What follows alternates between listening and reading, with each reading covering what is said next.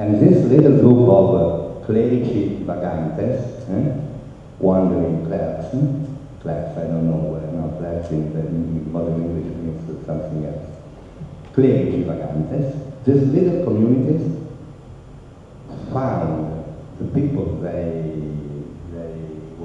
were looking for in one town. They stay 2 months, 3 months, 6 months, they collected money, they paid him or her. It was always him, because all the women in the field were not allowed to express and to teach Carlo.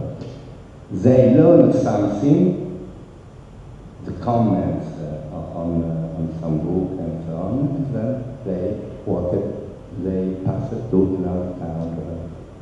I think it would be interesting to find a way not to repeat in the same way, no? But so I think this could completely overwhelm the dichotomy, heterotopias, utopias, and we could build some totally, completely new experience, which would be rooted even in, we have to take account of the economic constraints and so on. I don't know, but this is the one. I wouldn't say it's a model. It's a practice, no?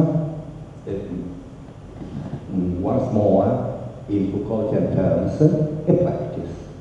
It's a practice which I think more and more group of people could realize. In the beginning, it would be little groups and not so spread out. But I think it would require sooner or later enough strength to attract other people, to make other, because I think this is the only way, or one of the few ways to save something in this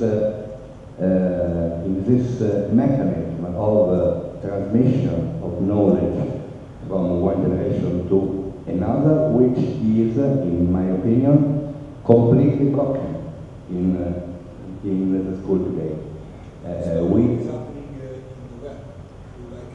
Something like this is happening in the web.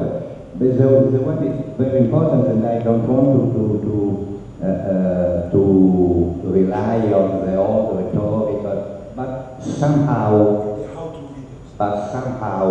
we have to meet face to face, not only to read the words, to read the written words, but to listen at the spoken words, yeah? Because someone who is speaking is infinitely richer than someone who writes. Something about education, which is a very great and huge topic.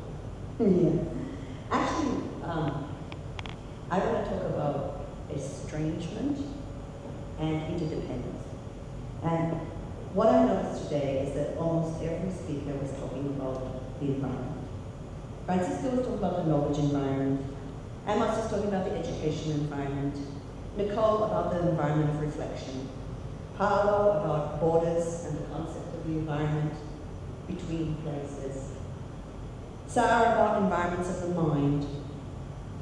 Aviva about site-specific environments of restoration. And Massimilian,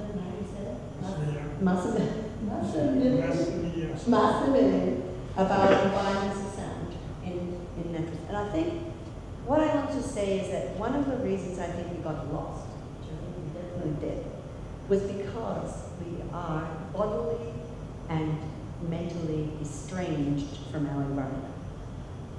This is really a problem, because what that means the kind of times that universities were born, as you say, people were connected to their environment.